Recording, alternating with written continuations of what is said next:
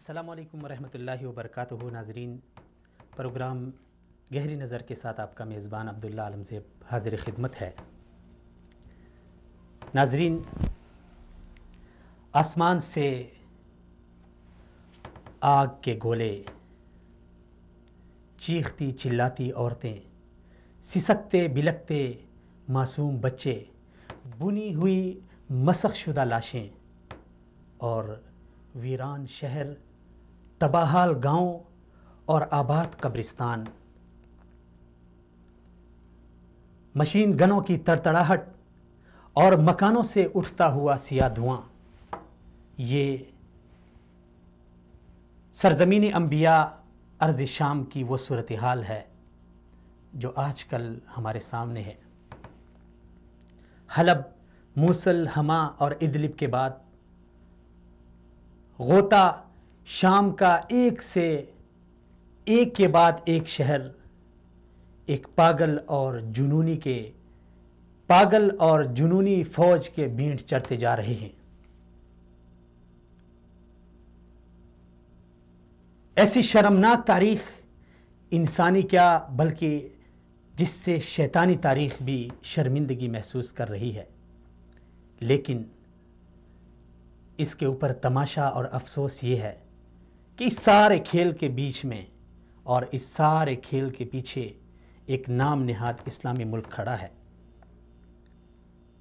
جو نہ صرف اسلام کے نام پر دنیا کو دھوکہ دے رہا ہے، بلکہ اسلام کے ان تعلیمات کو بھی ایسی بری طرح سے پامال کر رہا ہے۔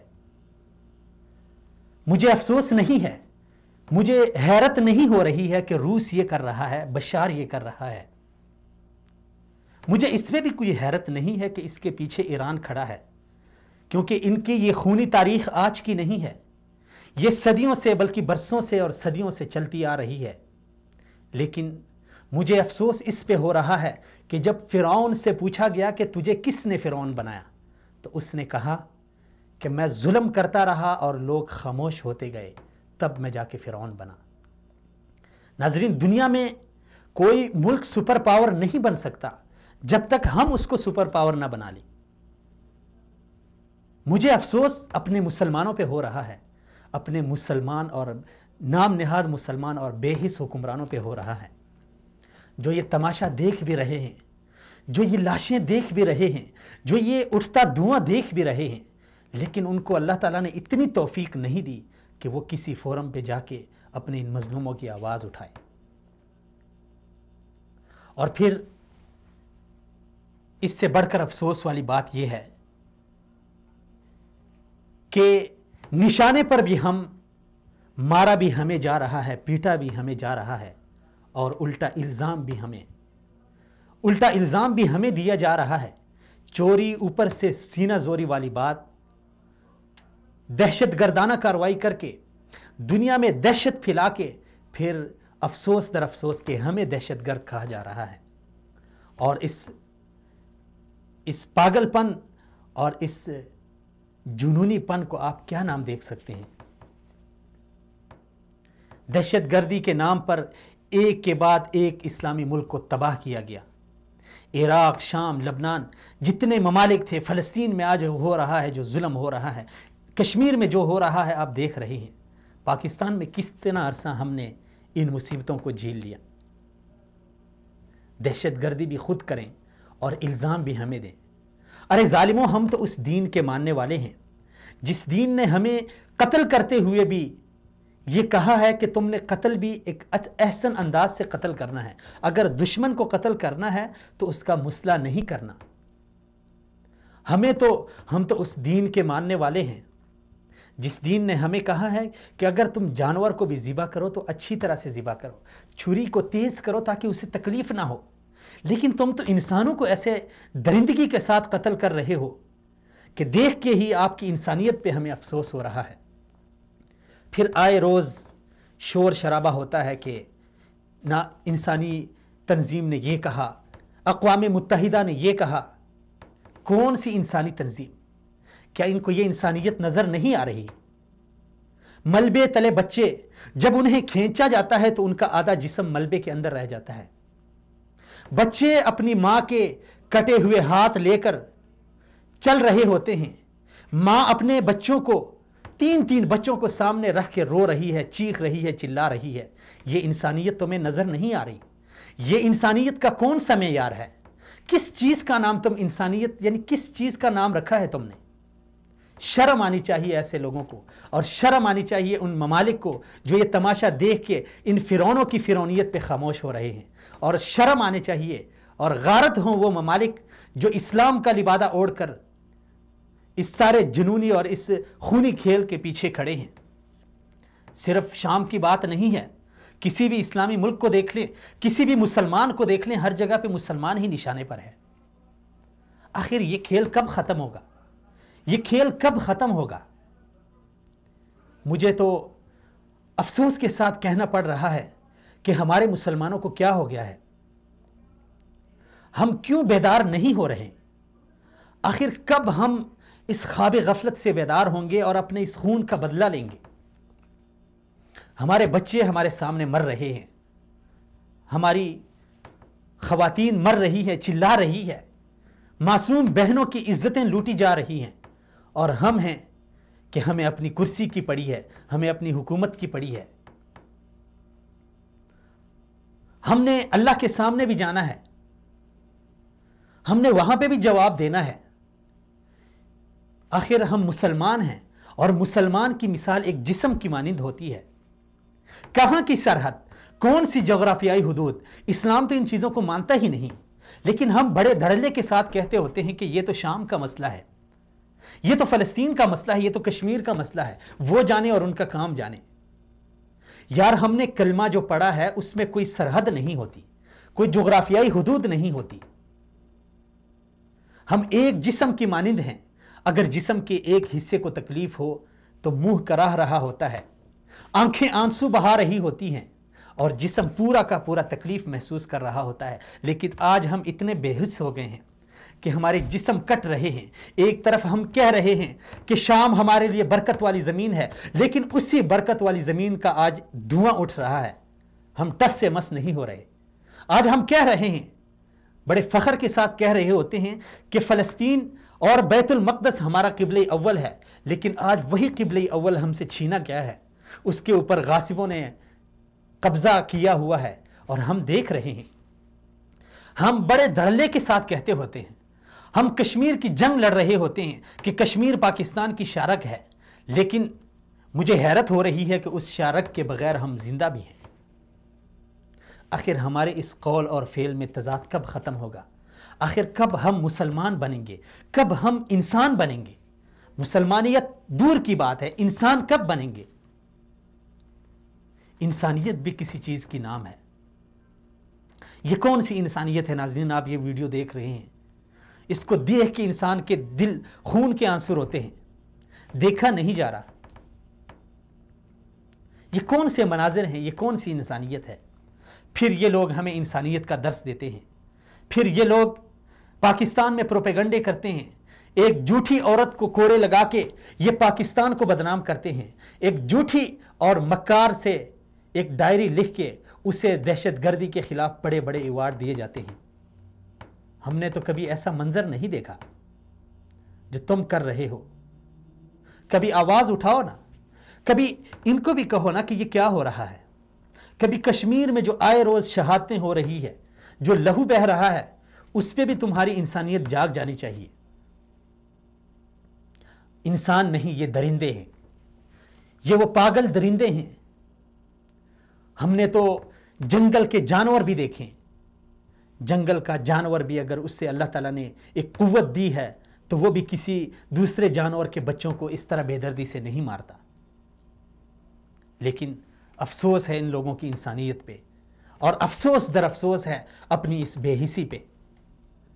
اور میں خصوصاً اپنے پاکستانیوں کو، اہلیان پاکستان کو مخاطب کر کے کہتا ہوں کہ ہم پاکستانی، ہم نے پوری عالمی اسلام کی عوام کو بھی جواب دینا ہے، اور اللہ کے سامنے بھی ہم ان لوگوں کے جواب دیں۔ ہمیں اللہ تعالیٰ نے جو قیادت دی ہے، جو سیادت دی ہے، اس کے بارے میں ہم سے پوچھا جائے گا۔ جی ناظرین، اس وقت میرے ساتھ پروگرام میں جو شریک مہمانان گرامی میں ڈاکٹر مشتاق صاحب ہمارے ساتھ فون کال پہ ہیں، لائن پہ ہیں، ان کو لے لیتے ہیں، اس کے بعد اپنی بات آگے بڑھاتے ہیں۔ السلام علیکم ورحمۃ اللہ۔ وعلیکم السلام ورحمۃ اللہ وبرکاتہ۔ ڈاکٹر صاحب بہت شکریہ، سلامت رہیں، آپ نے ٹائم دیا۔ ڈاکٹر صاحب ہم بات کر رہے ہیں جو شام میں حلب، موصل، ادلب اور یہ ایک کے بعد ایک شہر کو تاراج کیا گیا اور ظلم اور بربریت کی ایک داستان ایسی رقم ہو گئی جس پہ انسانیت کو شرمندگی محسوس کرنی چاہیے، لیکن کاش ایسا ہوتا، لیکن وہ محسوس نہیں ہو رہی ہے۔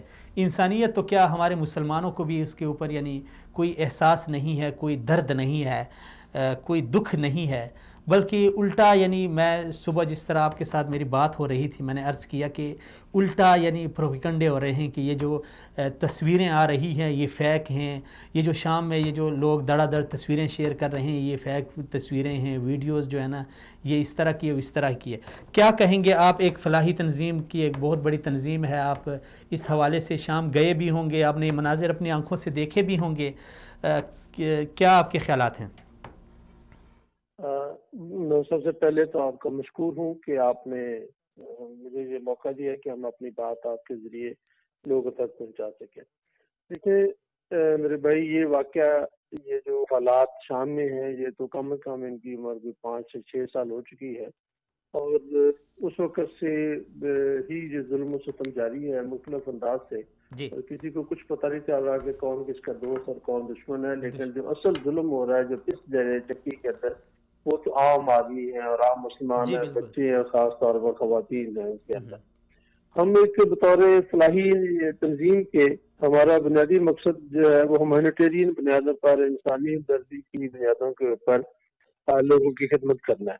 پاکستان سے براہ راست شام جانا بھی مشکل ہے، اس کا ویزا بھی مشکل ہے، تو ہم نے اپنے ترک جو ہمارے بھائی ہیں وہاں پہ، جو گورنمنٹ آف ترکی کی رجسٹرڈ این جی اوز ہیں، جس کے اندر آئی ایچ ایچ ہے، این سی یو ہے، جس کے اندر ایک اور ہرات ایڈ ہے، آنشور ہے، تو یہ 4-5 تنظیمیں ایسی ہیں جو کہ ہم مل کر پوری دنیا میں جہاں بھی کوئی ڈیزاسٹر ہوتا ہے، جیسے روہنگیا میں ہوا، تو ہم مل کر کام کرتے ہیں۔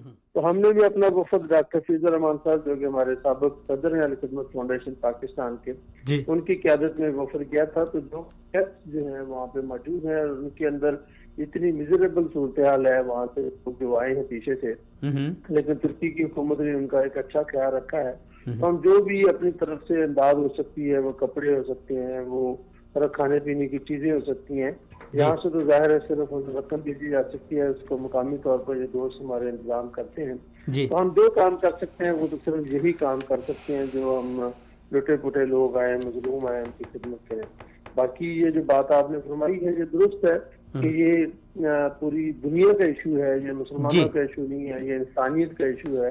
تو جہاں بھی بربریت ہوگی، جہاں پہ ایک دن کے اندر 150 بچے کو شہید کر دیا جائے گا، اور چند دن کے اندر 600 لوگ عورتیں گھروں سے گھر تباہ کر دیے جائیں گے، انسانیت کو تو جاگنا چاہیے۔ شاید یہ تاریخ میں جب یہ واقعہ کہیں لکھا جائے گا تو اس وقت لوگ سوال ضرور کریں گے اس وقت کے بھی، آج کے دور میں کون حکمران تھے، کون ذمہ داران تھے اس کے۔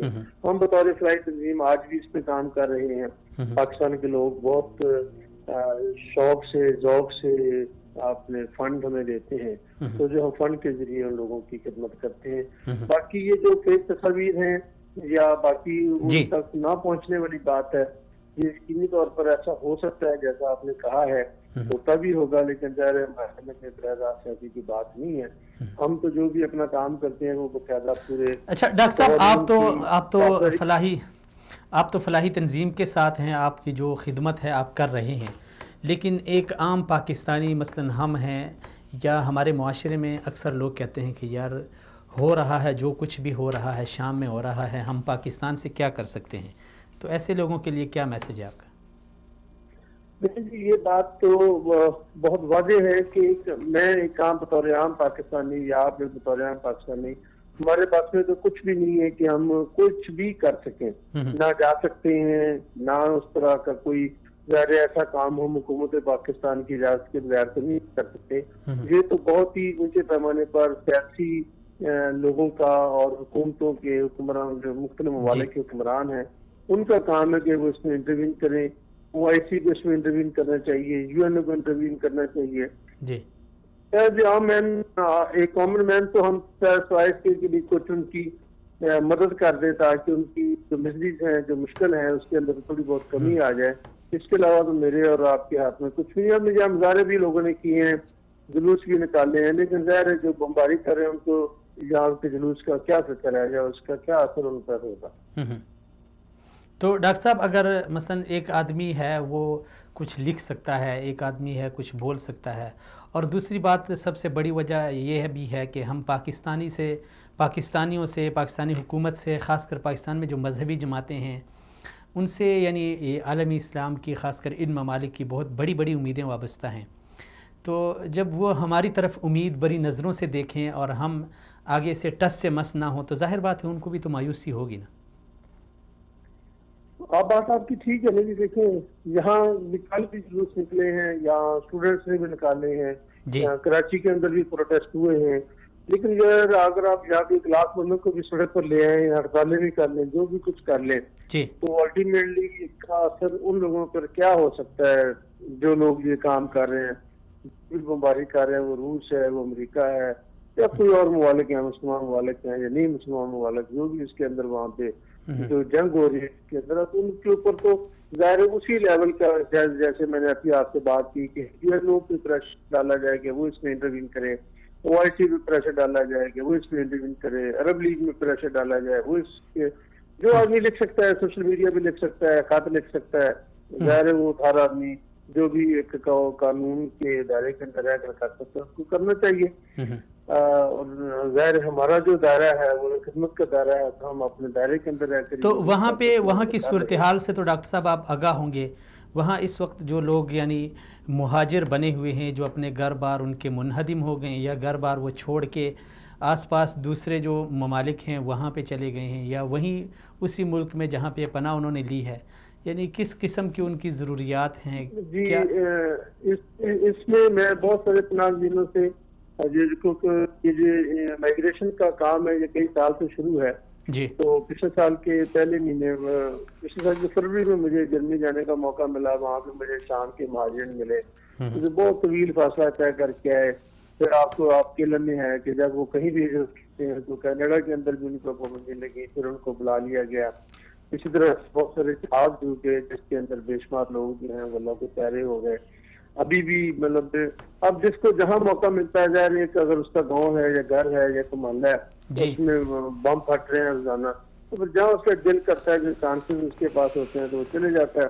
جو پھر وسائل بھی چاہیے اسے جانے کے لیے, حوصلہ بھی چاہیے, آدمی کی جسمانی صحت بھی چاہیے. تو ہمارا جو رابطہ ہے وہ براہ راست جو وہ کیمپس ہیں جو ترکی نے کیمپ کیے ہیں, تو جو لوگ وزٹ کر کے ترکی آئے ہیں وہاں پہ پناہ گزین ہیں, تو ہم ان کی خدمت ہی کر پاتے ہیں. ظاہر اندر کی جو صورتحال ہے وہ تو جو میڈیا سے آپ کو نظر آتا ہے وہی ہمیں نظر آتا ہے. اندر جانے کی تو ایسی کوئی کیفیت نہیں ہے کہ بھی کوئی اندر جا کر اس کی کوئی خیر خبر کر سکے یا اندر جا کر کوئی خدمت کر سکے. ہمیں تو اس کی کوئی اجازت بھی نہیں ہے, اور ہم تو جو بھی کام کر سکتے ہیں وہ بوایا ترکی کے ذریعے ہی سے ہم یہ کام کر رہے ہیں. چلیں ڈاکٹر صاحب بہت شکریہ, سلامت رہیں, آپ نے ٹائم دیا. جی ناظرین,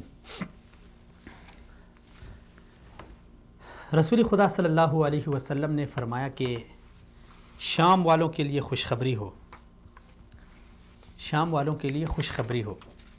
یہ سوموار کے دن جو میرا پروگرام تھا اس میں بھی یہ میں نے عرض کیا تھا کہ یہ لوگ جو شام کے بچے ہیں, یہاں کے نوجوان ہیں, یہاں کی خواتین ہیں, یہاں کے بوڑھے ہیں, یہ جو تکلیفیں برداشت کر رہے ہیں وہ تو کر لیں گے, ایک آزمائش ہے ان کے اوپر آئی ہے, لیکن یہ امتحان ہمارا بھی ہے. اور یہ میں آپ کو یقین کے ساتھ کہتا ہوں کہ ان جذبوں کو, یعنی ان ایمانی جذبوں کو کوئی شکست نہیں دے سکتا, چاہے وہ روس کے طیارے ہوں, چاہے وہ ایران کی فوجیں ہوں, یا ان کی ملیشیاز ہوں, ان کو کوئی شکست نہیں دے سکتا. لیکن امتحان ہمارا ہے. انڈیا سے ہمارے ساتھ مشہور اسکالر مولانا یوسف اصلاحی صاحب اس وقت ہمارے ساتھ ہیں, ان کو لے لیتے ہیں, پھر آگے بات بڑھاتے ہیں. السلام علیکم ورحمۃ اللہ وبرکاتہ. وعلیکم السلام ورحمۃ اللہ. صاحب بہت شکریہ. آپ کی طبیعت بھی ٹھیک نہیں تھی اور آپ نے ٹائم دے دیا. اللہ تعالیٰ آپ کو سلامت رکھے اور آپ کو صحت کاملہ عاجلہ عطا فرمائے. گزارش یہ کرنی ہے مولانا صاحب کہ اسلامی ممالک میں جب کوئی مسئلہ ہوتا ہے تو ہم اس مسئلے کو اس ملک کا سمجھتے ہیں، اپنا نہیں سمجھتے. یعنی ایک جغرافیائی حد کو بیچ میں لا کے ہم یہ کہتے ہیں کہ یہ مسئلہ کشمیر کا ہے، یہ مسئلہ فلسطین کا ہے، یہ مسئلہ شام کا ہے، یہ پاکستان کا ہے، یہ انڈیا کا ہے. آپ اس حوالے سے کیا کہیں گے؟ پھر ہم آگے تھوڑی سی بات کرتے ہیں. الحمدللہ رب العالمین والصلاة والسلام علی سید المرسلین محمد الامین خاتم النبیین وعلی آلہ واصحابہ واتباعہ اجمعین. مسئلہ شام کا ہو جی، یا عرب کا ہو جی، یا دبئی کا ہو جی، یا پاکستان کا ہو یا امریکہ کا ہو، جی، جہاں جہاں بھی مسلمان آباد ہیں وہ ہمارا مسئلہ ہے. جی، ملک شام کے دلخراش حالات جی، اور ظلم و بربریت کے واقعات پڑھ کر، سن کر اور سوچ کر دل بیٹھنے لگتا ہے. بالکل. ہر صبح صبح قیامت اور ہر شام شام مرگ ہے. پچھلے دنوں 19 فروری کو جی، شام کا شرقی شہر غوطہ اس وقت خون میں نہا گیا جی، جب شامی فوج اور اس کے اتحادی ملک روس نے اس پر صفواکانہ بمباری کی اور 500 سے زائد معصوم شہریوں، بچوں، بوڑھوں، عورتوں کو موت کی نیند سلا دیا. اور اسی تناسب سے سینکڑوں نہیں ہزاروں بچے، خواتین اور بے قصور مرد جی، زخمی، معذور اور فحش ہو گئے. جی، یہ ظلم اور برہمانہ بمباری اور ظالمانہ حملے کی جس قدر مذمت کی جائے کم ہے. جی، بالکل. شام کے بسار الاسد میں تو خیر کی کسی خیر کی توقع ہی نہیں ہے.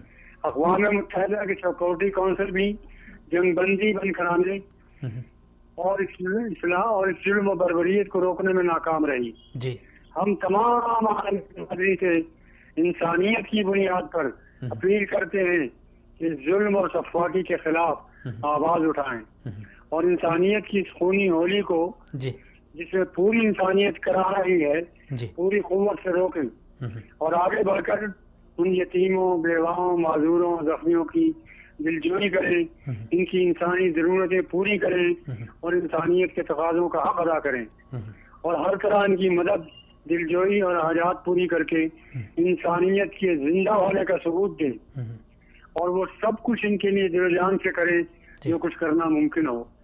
اس ایریے کے آس پاس ایک صبح کو جی، رسول خدا صلی اللہ علیہ وسلم نے فجر کی نماز کے بعد ایک وادی میں قیام پذیر لشکر اسلام کو جی، خطاب فرمایا. جی، فرمایا مسلمانوں، تمہارے کچھ مسلمان بھائی مدینے میں رہ گئے ہیں، وہ تمہارے ساتھ تبوک کی معرکے میں ساتھ نہ آ سکے، مگر رب اعلیٰ کی قسم تم جس وادی سے گزرے، جس پہاڑی پر چڑھے، جی، جس مشکل سے گزرے، وہ ہر جگہ تمہارے ساتھ تھے. لشکر اسلام کے ساتھیوں نے کہا یا رسول اللہ یہ کیسے؟ وہ تو مدینے میں رکے ہوئے تھے. جی، فرمایا بے شک مدینے میں رکے ہوئے تھے، ان کی مجبوریوں، معذوری پر ان کو روک رکھا تھا، لیکن ان کی دعائیں، ان کی تمنائیں، ان کی التجائیں سب تمہارے ساتھ تھی. ہم بھی دنیا کے جس حصے میں بستے ہیں جی، جو کچھ کر سکتے ہیں کریں، جی، اپنی دعائیں، التجائیں ان لوگوں کے ساتھ ضرور ملائیں. جی، کیا کہ اللہ ہمیں ہی معاف فرما دے، کسی آزمائش میں مبتلا نہ کرے آمین. اور اجر آخرت سے بھی ہم نوازے جائیں. وآخر دعوانا ان الحمدللہ رب العالمین. بہت شکریہ، بہت السلام شکریہ. علیکم ورحمۃ اللہ. وعلیکم السلام، وعلیکم السلام. بہت شکریہ، بہت شکریہ. سلامت رہیں. ناظرین، اصلاحی صاحب نے ٹائم دیا، ان کی نوازش، ان کی طبیعت کافی ناساز ہے. آپ تمام ناظرین سے ان کے لیے خصوصی دعاؤں کی درخواست بھی ہے. ایک ہمارے امت مسلمہ کے ایک محسن ہیں اور ایک مستند عالم دین ہے. اللہ تعالیٰ انہیں لمبی زندگی، صحت والی لمبی زندگی عطا فرمائے. جی ناظرین، ہم کیا کر سکتے ہیں وہ جواب مل گیا آپ ناظرین کو. اصلاحی صاحب نے کتنی زبردست بات کی ہے کہ رسول خدا صلی اللہ علیہ وسلم نے لشکر اسلام سے کہا کہ تم لوگ جن جن وادیوں سے گزرے، جن جن پہاڑیوں کو تم نے کراس کیا، جتنا اجر تمہیں ملا ہے اتنا اجر ان لوگوں کو بھی ملا ہے جو وہاں پہ بیٹھے ہوئے ہیں. اور جب پوچھنے پہ کہا گیا کہ فرمایا کہ وہ لوگ ہیں جو آپ کو اپنی دعاؤں میں یاد رکھتے تھے. یہ ایک عجیب سی صورت ہے کہ جتنے بھی دوستوں سے احباب سے بات ہوتی ہے کہ یار شام میں یہ ہو رہا ہے، دوسرے ملک میں یہ ہو رہا ہے، تیسرے میں یہ ہو رہا ہے، تو ہر کسی کا یہ جواب ہوتا ہے کہ ہم کیا کر سکتے ہیں. مجھے تو حیرت ہو رہی ہے کہ کیا نہیں کر سکتے. مجھے یہ بتائیں کیا نہیں کر سکتے.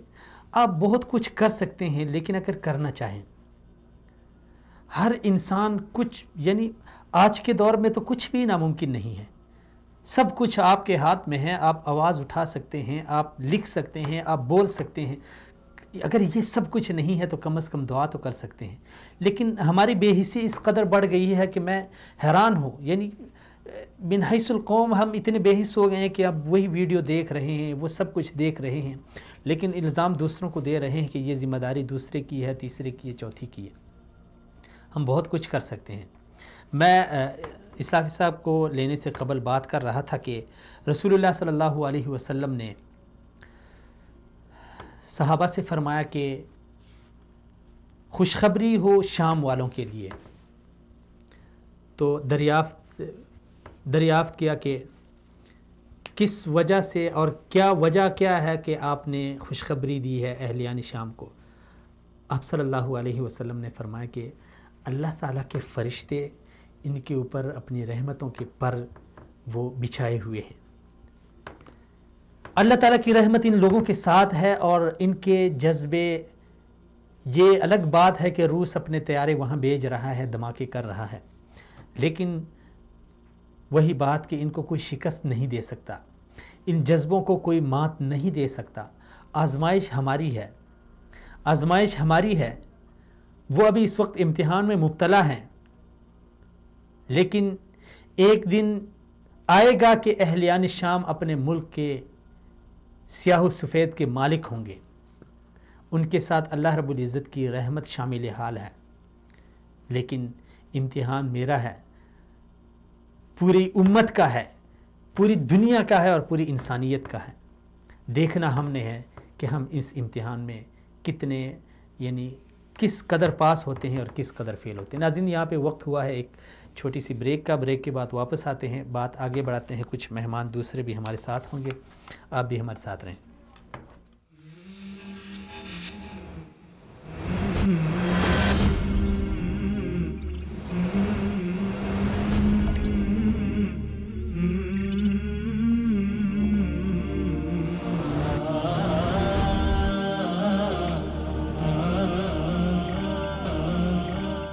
ویلکم بیک ناظرین، ایک بار پھر آپ ناظرین کو خوش آمدید. ناظرین ہم بات کر رہے ہیں کہ سرزمینی انبیاء ارض شام کو بڑی بے دردی کے ساتھ نشانے پہ رکھا ہوا ہے، اور اس کے پیچھے جو طاقتیں ہیں اور جن طاقتوں کے جو مفادات ہیں وہ تو شاید آپ ناظرین کے علم میں ہوں گے. ایک یہاں پہ ایک بعض لوگوں کی ایک غلط فہمی ہے، اور خاص کر ہماری. اس کی تو میں وضاحت کروں گا بھی، خود بھی کروں گا، اور محترمہ سے بھی میں نے یہی سوال دہرانا ہے، پوچھنا ہے کہ السلام علیکم ورحمۃ اللہ. وعلیکم السلام. مسئلہ کلیئر ہو گیا یہ ہے، اور مجھے اپنی جو واپس آتی ہے آواز وہ اتنی تیز ہوتی ہے کہ مجھے اپنا اگلا لفظ سمجھ نہیں آتا. بہرحال اگر آپ کو میری آواز صاف آ رہی ہے تو میں آپ کا سوال سن چکی ہوں. نہیں، آپ کی آواز ہمیں تو بالکل کلیئر آ رہی ہے. پھر ہم بات کر لیتے ہیں اگر آپ سن سکتے ہیں. آپ کی آواز ہمیں کلیئر آ رہی ہے. میں نے سوال کیا کہ لیبیا کے بعد عراق، یمن، شام اور حلب، موصل، یعنی ملک کے بعد ملک اور شہر کے بعد شہر کو نشانہ بنایا گیا. آخر یہ کہانی کہاں تک جا کے رکے گی؟ اس کا انجام کیا نکلے گا؟ ہاں دیکھیں، یہ سوال وہی ہے جو میں نے اپنے کالم کا عنوان بھی رکھا ہے کہ آخر اس کہانی کا انجام کیا ہوگا. اور یہ کہانی شروع کہاں سے ہوئی تھی اس کا بھی میں نے تذکرہ کیا ہے کہ انقلاب ایران سے وقت یہ فیصلہ ہو گیا تھا کہ پورے خطے میں ایک مسلک کو استعمال کر کے دوسرے مسلک کے خلاف کس طرح اپنا اثر و رسوخ ایران میں بڑھانا ہے. اچھا، مجھے ایران ڈالے جہاں تک میں نے جتنا بھی اللہ نے مجھے تھوڑا بہت علم دیا اس کے مطابق ایران کا مسئلہ بھی مسلک سے زیادہ قوم پرستی کا ہے، اور ان کی پوری تاریخ ہے قوم پرستی کی. چاہے آپ کو رضا شاہ پرویز کو دیکھنا ہے یا اس کے بعد آنے والے یا ان سے پہلے کے مصدق تھے جن کو 2-3 دفعہ کیا، ان کو بیرونی تسلط سے بچانے کے لیے جو ہے وہ جب اس کو قومی آیا تو اس کے بعد اس کی سزا کو بھگتنی پڑی. تو یہ ایرانی قوم پرستی کے جذبات جو ہیں نا یہ بڑے شدید ہیں اور یہ مسلک سے بھی زیادہ شدید ہیں. اب مسئلہ یہ ہے کہ آپ صرف قوم پرستی کی بنیاد پر چاہے آپ نام کے ہی مسلمان ہوں، آپ بہت عرصے تک کوئی جنگ نہیں لڑ سکتے، آپ کو اس میں مذہب کا تڑکا لگانا پڑتا ہے. اب آپ یہ دیکھ سکتے ہیں کہ یمن سے لے کر لیبیا تک فی الحال ایران جس کا خواب دیکھتے تھے اب وہ ایک حقیقت بن چکا ہے. تو اس میں اب کوئی ڈھکی چھپی بات نہیں ہے. اور مزے کی بات یہ ہے کہ جس کو ہم ہلال ایران کہتے ہیں اس کو ہم ہلال حریت کہتے ہیں، اور اس کے پیچھے ان کی پوری فلسفی ہے کہ جہاں جہاں شیعہ آبادی عربوں کے تسلط میں ہے یا جہاں ان کے اوپر ظلم و ستم ہو رہا ہے بقول ان کے، تو ان کو آزاد کروایا جائے. اور اب یہ لمبی داستان ہے، اس کا انجام کچھ نہ کچھ تو ظاہر ہونا ہے. اور اس کی وجہ یہ ہے کہ ایران کو جو چھوٹ دی گئی ہے امریکہ اسرائیل کی طرف سے، وہ یہ بھی ایویڈینسز موجود ہیں کہ کس طرح شام میں کھیلتی رہی ہے حزب اللہ، اتنا ان کو امریکہ نے روکا ہے نہ اسرائیل نے روکا ہے. اس وقت بھی شام کے اندر جو ہے وہ کم سے کم 90,000 کی نفری جو ہے وہ حزب اللہ کے پاسداران کی موجود ہے. اور یہ کوئی نئی بات نہیں، جو اس کا اعتراف تو اب کھل کے کرتے ہیں. تو انہوں نے استعمال کیا ہے مسلک کو، اور لیکن اس کی بنیاد ایرانی قوم پرستی ہے. اب یہ جہاں تک تعلق ہے اس بات کا کہ اس کا انجام کیا ہوگا، تو میرا اندازہ یہ ہے کہ جن لوگوں نے ان کو ڈھیل دے کر یہاں تک پہنچایا ہے وہی اس کی لگامیں بھی کھینچیں گے. یہ بہت دن تک چلیں گے نہیں، کیونکہ اس کی 2 وجوہات ہیں. ایک تو یہ کہ اسے تھریٹ کے طور پر استعمال کر رہا ہے. ابھی اس کا وقت میں ایرانی حکومت سے کنٹرول ابھی بھی اپنے عوام پر بہت سخت ہے، لیکن ہمیں یہ بات نہیں چاہیے کہ جتنے بھی ڈکٹیٹر جس خطے میں رہے ہیں، عرب کی بات کر رہے ہیں، قذافی ہے، صدام ہے، ان سب کا کنٹرول جو ہے وہ عوام کے اوپر بہت شدید تھا. بشار کا بھی تھا، لیکن آپ دیکھ رہے ہیں کہ وہاں کھا لے رہا ہے. تو یہ کنٹرول بہت دنوں تک رہے گا.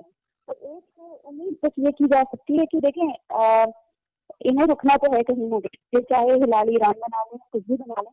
ایک تو اکثریت ان کی نہیں ہے مسلک کے اعتبار سے.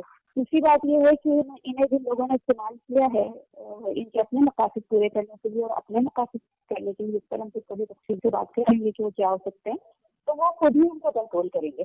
لیکن میرا جو اپنا کہنا ہے ناظرین کہ یہ ہماری خاص کر پاکستانیوں کی ایک غلط فہمی ہے، اس کو میں خوش فہمی نہیں کہہ سکتا.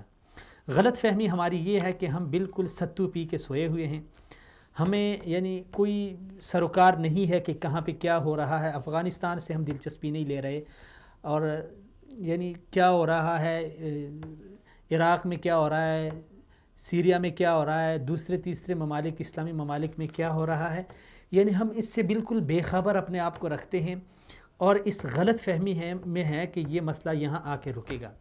یہ بالکل ہماری غلط فہمی ہے. اور میں آج ہی ایک عرب ٹی وی دیکھ رہا تھا، الغد ٹی وی. اس میں یمن کے ایک سیاسی مبصر نے یہ انکشاف کیا ہے کہ قاسم سلیمانی جو اس وقت پاسداران انقلاب جو ایرانی ملیشیا ہے اس کا سربراہ ہے، وہ جس طرح پچھلے سال ہم نے دیکھا کہ وہ حلب میں اور ان شہروں میں بڑا دندناتا پھر رہا تھا، حالانکہ ایک عرصہ تک ایران اس بات سے انکار کرتا رہا کہ موصل میں یا حلب میں یا عراق میں شام میں جو کچھ ہو رہا ہے اس سے ہمارا کوئی لنک نہیں ہے، کوئی تعلق نہیں ہے. لیکن دنیا کے اوپر یہ چیزیں چھپ نہیں سکتی. آج شام میں بھی ان کی مداخلت اور سارے لوگ ان کے اوپر یعنی وہ کر رہے ہیں، ان کو آڑے ہاتھوں لیا ہوا ہے، اور ایران کی جو اصلیت ہے وہ پوری دنیا کے سامنے عیاں ہو گئی ہے. لیکن یعنی بڑی تعجب کی بات ہے کہ قاسم سلیمانی اس کے یعنی تصویر کے بینر اور اس کے نام، اور وہ بذات خود وہ یمن میں دیکھا گیا ہے، وہ یمن میں چل رہا ہے، پھر رہا ہے. یعنی یہ لہر صرف ان ممالک تک محدود نہیں کہ عراق میں انہوں نے اپنی حکومت بنا لی اور شام میں یہ بشار کا ساتھ دے رہے ہیں تاکہ اس کو سپورٹ کریں اور اپنے مفادات حاصل کریں، اور روس صفا کے ساتھ مل کر، اور لیبیا میں انہوں نے جو کیا، یمن، یہ لہر یہاں تک محدود نہیں ہے. ہمارے پاکستان اور ہمارے پاکستانیوں کو اس بات سے آگاہ رہنا ہوگا، اس بات سے خبردار رہنا ہوگا کہ یہ لہر صرف مشرق وسطیٰ تک محدود نہیں ہے. اس لہر کی لپیٹ میں ہم بہت پہلے سے ہیں. یہ نہیں ہے کہ ابھی ہمیں انتظار ہے کہ اب آنے والے دنوں میں ہو سکتا ہے کہ شام کے بعد غوطہ کے بعد ہماری باری بہت پہلے سے ہے. روز اول سے ہم ان طاقتوں کے نشانے پر ہیں. آپ کو یاد ہوگا کہ روس نے جب پہلا حملہ کیا افغانستان کے اوپر تو اس وقت اس کے افغانستان میں وہاں پہ وہاں پہ کیا تھا اس کو جو لینا تھا، وہ آیا تھا پاکستان اور گوادر تک اپنی رسائی حاصل کرنے کے لیے. ہم بہت پہلے سے نشانے پر ہیں. آج امریکہ آیا ہوا ہے، نکل نہیں رہا، اس کو شکست ہو گئی ہے، بری طرح وہ شکست خوردہ ہو گیا ہے افغانستان میں، لیکن وہ جا نہیں رہا. کیوں نہیں جا رہا؟ اس کی نظریں پاکستان کے اوپر ہے. آپ دیکھیں مشرقی بارڈر ہماری انڈیا کے ساتھ لگتی ہے، وہاں کیا صورتحال ہے، آئے روز ہمارے جوان شہید ہوتے ہیں. مغربی بارڈر جو ہماری لگتی ہے 900-950 کلومیٹر، ہمارے ایک نام نہاد بدقسمتی ہماری ایسی ہے کہ ہمیں پڑوسی اللہ تعالیٰ نے ایسے دیے ہیں کہ پڑوسیوں کے شر سے تو بندہ محفوظ رہے، لیکن ہم ان کے شر سے بھی محفوظ نہیں رہتے. وہ یعنی سامنے تو دوستی کے گن گاتے ہیں لیکن پیٹھ پیچھے وہ چھرا گھونپ دیتے ہیں. ایسے پڑوسی ہمیں ملے ہیں. برادر جسے ہم کہتے ہیں، اسلامی جسے ہم کہتے ہیں، اس کی اسلامیت بھی اور اس کا برادرانہ تعلق بھی اور اس کی جمہوریت بھی، یہ سب کچھ دنیا کے اوپر عیاں ہو گیا ہے. اب ہم پاکستانیوں کو ہوش میں آنا چاہیے. ہم اگر یہ کہیں کہ یمن کا مسئلہ یمن کا ہے، شام کا ہے، لبنان کا فلسطین کا ادھر کا ہے، کشمیر کا ادھر ہے، تو یہ ہماری غلط فہمی ہے، یہ ہمارا پاگل پن ہے. اس کو میں پاگل پن کہوں گا. ہم بہت پہلے نشانے پر ہیں اور استعمار کے نشانے پر ہیں. ان ممالک کے بعد بعید نہیں ہے کہ یہ لہر ہماری طرف آ جائے. آئی تو بہت پہلے سے ہے، لیکن جو صورتحال ہم دیکھ رہے ہیں، یہ آپ کے سامنے ویڈیو چل رہی ہے، خدا نخواستہ ناظرین وہ کیا منظر ہوگا. آپ ذرا ویڈیو کو نہ دیکھیں، آپ تنہائی میں بیٹھ کے ذرا 10 منٹ کے لیے سوچیں. آپ کا بچہ آپ کی گود میں تڑپ رہا ہو، آپ کے 3 بچوں کی لاشیں پڑی ہو اور آپ اس کو دیکھ رہے ہوں. آپ کا گھر آپ کی آنکھوں کے سامنے اس کو مسمار کیا جائے. آپ کے معصوم بچے ملبے تلے دبے ہوں. یہ دنیا ہے ناظرین، یہ دنیا ہے. یہاں پر یہ تماشا ہو بھی سکتا ہے. ابھی جو غم ان لوگوں کا ہے، دیکھیں آپ دیکھ رہے ہیں، ابھی جو غم ان لوگوں کا ہے یہ ہمارا بھی ہو سکتا ہے. اس لیے اگر ہم اس خام خیالی میں رہیں کہ پاکستان تو ایٹمی ملک ہے، کیا نہیں تھا عراق کے پاس؟ آپ مجھے بتائیے، کیا وسائل ان کے پاس نہیں تھے؟ کیا ان کے پاس فوج نہیں تھی؟ ہم سے بڑی فوج تھی. کدھر گئی؟ سب کچھ ختم ہو گیا. کیا نہیں تھا؟ اور اس میں ایک سمجھنے والی ایک بات ہے کہ جب بھی کوئی مملکت، جب بھی کوئی ملک اس طرح کے تباہ و بربادی کا شکار ہوتا ہے، وہ تب ہوتا ہے جب اس ملک کے اندرونی خانہ دشمن کے لیے اعلی کار پیدا ہو. دشمن جب بھی آپ کے اوپر حملہ کرے گا، وہ ڈائریکٹ آ کے آپ کی مملکت کے اوپر بمباری نہیں کرے گا. جب وہ اپنے مملکت کے اندر اپنے اعلی کار بنائے اور جب وہ سمجھے کہ میں پاورفل ہو گیا ہوں، اگر میں یہاں پہ کچھ بھی کروں تو میرے لیے آواز اٹھ سکتی ہے. آج ہم دیکھ رہے ہیں، یعنی حیرت کی بات ہو رہی ہے کہ امریکہ کے لیے بھی پاکستان میں آوازیں اٹھ رہی ہے. یورپ کے گن گائے جاتے ہیں، یورپ کے لیے، اور یورپ میں جو واقعات ہوتے ہیں ان کے لیے موم بتیاں جلتی ہیں. یہ پاکستانی نہیں ہے. ایران کے لیے کیا نہیں ہو رہا؟ وہاں پہ دیکھیں باقر نمر جس کو سعودی عربیہ نے پھانسی دی، ان کا بھی اندرونی وہاں پہ ہم پاکستانی کیوں نہیں کہتے تھے؟ وہاں ہمارا میڈیا کیوں نہیں کہتا تھا کہ یہ سعودیہ کا اندرونی مسئلہ ہے، وہ جانے اور باقر نمر جانے، انہوں نے پھانسی دی ہے، ان کا اپنا مسئلہ ہے. لیکن ہم جب اس طرح کی صورتحال آتی ہے تو ہمارا میڈیا بھی اور ہمارے جو دانشور ہیں وہ بھی سارے پیچھے لگ جاتے ہیں. لیکن جب شام کی بات آئے، جب فلسطین کی بات آئے تو ہم یہ کہتے ہیں کہ یہ ان کا اپنا مسئلہ ہے. یعنی ہماری میڈیا کی آپ بے حسی دیکھ لیں کہ کس قدر ہم بے حس ہو گئے ہیں. باقر نمر کو سعودی عربیہ نے پھانسی دی اور پاکستان میں احتجاج ہو رہے تھے، دڑا دڑ ٹائر جل رہے تھے، روڈ سڑکیں بلاک ہو گئی، وہاں پہ مظاہرے ہو گئے، وہاں پہ احتجاج ہو گئے، وہاں پہ دھرنے ہو گئے. یہ ہوتے ہیں وہ اعلی کار جب کوئی بھی مملکت دوسری مملکت میں اپنے لیے بنا لے تو پھر ان کے لیے باہر سے آنا، اگر وہ باہر سے نہ بھی آئیں ان کو تکلیف کرنے کی ضرورت نہیں ہے، انہوں نے صرف وہاں پہ ان کو اشارہ کرنا ہے اور انہوں نے سب کچھ کرنا ہے۔ اور یہ میری بات یاد رکھیے گا کہ آج اگر ہم پاکستان میں ایسے لوگوں پہ نظر نہ رکھیں، آپ عراق کی تاریخ اٹھا کر دیکھ لیں، کوئی بھی یعنی عراق کی آپ تاریخ اٹھا کر دیکھ لیں، جب تک الحشد الشعبی جو ان کی ملیشیا تھی ان کو اندر سے پاورفل نہیں کیا تب تک انہوں نے حملہ نہیں کیا۔ جب تک اس پورے خطے میں حزب اللہ کو متحرک نہیں کیا، پاورفل نہیں کیا، ایران کی مجال ہی نہیں تھی یہاں پہ سر ہلانے کی، وہاں پہ نظر لگانے کی اجازت یعنی اس کی مجال ہی نہیں تھی، اس میں طاقت ہی نہیں تھی۔ لیکن جب اسے پتہ چل گیا اب یمن کے اوپر وہ دندنا تھا، کہاں ایران اور کہاں آ کے یمن، نہ اس کی کوئی سرحد لگتی ہے نہ کوئی بارڈر لگتی ہے، کیا لینا دینا ہے اس کا، لیکن اس نے اندرونی خانہ حوثیوں کو اتنا پاورفل کر دیا کہ آج ایران آ کے یمن کا وہ مقدمہ لڑ رہا ہے۔ ایران کا یمن کے ساتھ کیا تعلق؟ چلے عراق کے ساتھ اس کی بارڈر لگتی ہے، عراق کے راستے وہ شام میں آ گیا۔ یہ ہوتا ہے یعنی حاضر دماغی، جو بھی دشمن ممالک ہوتے ہیں، جو بھی توسیع پسندانہ ان کی جو سوچ ہوتی ہے، اس سوچ کو ڈیولپ کرنے کے لیے وہ اس طرح کے اوچھے ہتھ کنڈے استعمال کرتے ہیں۔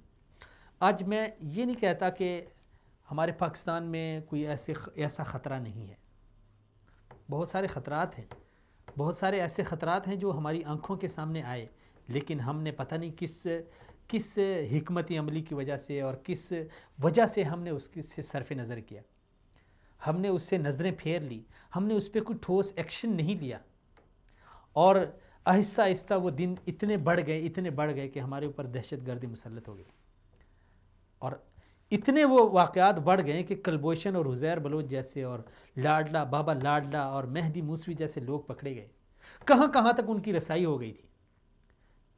یعنی حیرت کی بات ہو رہی ہے، جو پارٹیاں برسر اقتدار تھی ان کی سپورٹ ایسے دہشت گردوں کو حاصل تھی۔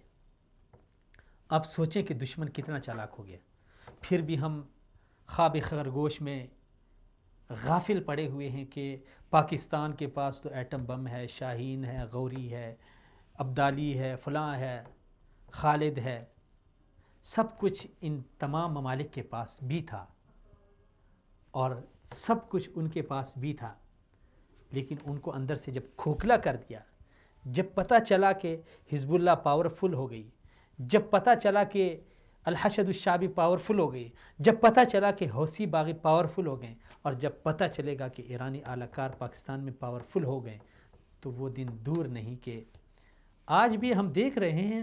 یہ کوئی نئی بات میں نہیں کہہ رہا، اور نہ ہی میں کسی کو ہٹ کر رہا ہوں، نہ ہی میں کوئی فرقہ واریت کا، میں حقائق بیان کر رہا ہوں آپ کے سامنے۔ ہم دیکھ رہے ہیں کہ بھارت ہمارا ازلی دشمن ہے، ہم نے صرف اسلامی اتحاد کے لیے اپنے سابق آرمی چیف کو بھیجا ہمارے اوپر، یعنی ایرانی سفیر نے آ کے احتجاج کر دیا، لیکن وہی ایران جو ہمارے ایک چیف کی تقرری پہ احتجاج کر رہا ہے، اس کا سفیر آ کے ہمارے حکمرانوں سے ملتا ہے، اپنا احتجاج ریکارڈ کراتا ہے، وہی ایران سال میں 9-10 معاہدے انڈیا کے ساتھ کرے اور ہم خاموش تماشائی بنے بیٹھے۔ ہماری جو تقدیر ہے گوادر پورٹ، جس سے ہمارے خطے کی تقدیر بدلے گی، اس کے خلاف وہ کھل کے کھڑا ہے، اور ہم کہتے ہیں یہ ایران کا اپنا مسئلہ ہے۔ یعنی عجیب کیفیت ہے، ایک آدمی آئے آپ کے گھر کے اندر آگ جلائے اور آپ اس کو دیکھیں کیسے، یعنی ہم بالکل یعنی یا تو ہمیں کچھ سمجھ نہیں آ رہی ہے، یا ہم کس مصلحت، مجھے یہاں پہ مصلحت کا یعنی وہ نہیں علم ہو رہا کہ کون سی مصلحت ہے جس کے ہم شکار ہو گئے، کون سی مصلحت ہے۔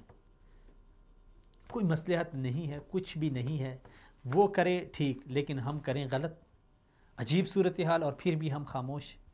آئے روز ان کے دہشت گرد پکڑے جائیں، الٹا چور کوتوال کو ڈانٹے، وہ ہمیں باتیں سنائیں، ان کے دہشت گرد آ کے ہمارے ہاں تخریب کاری کریں، لوگوں کا خون بہائیں، مسجدوں کو اڑائیں، مدرسوں کو اڑائیں، مارکیٹوں کو اڑائیں، ہم خاموش بیٹھیں۔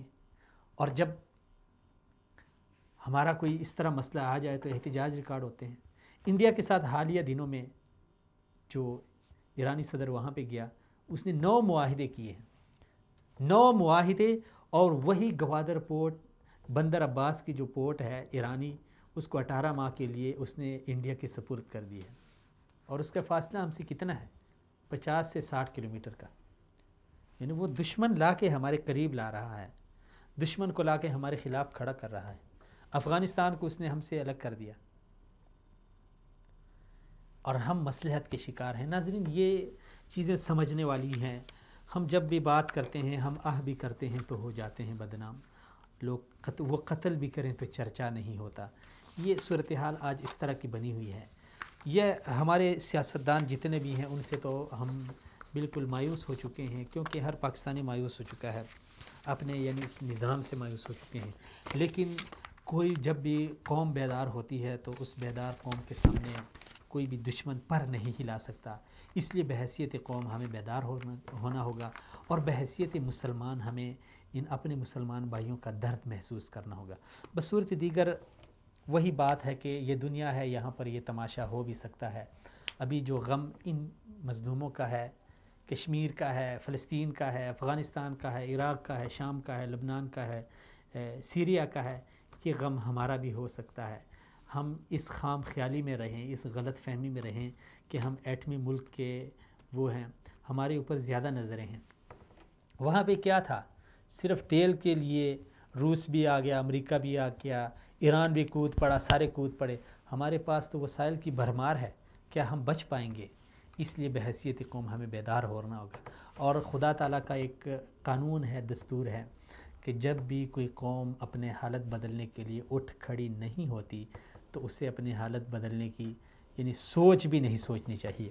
اجازت دیجیے ناظرین، اگلے پروگرام میں پھر سے آپ ناظرین کے ساتھ ملاقات ہوگی. تب تک کے لیے اللہ حافظ.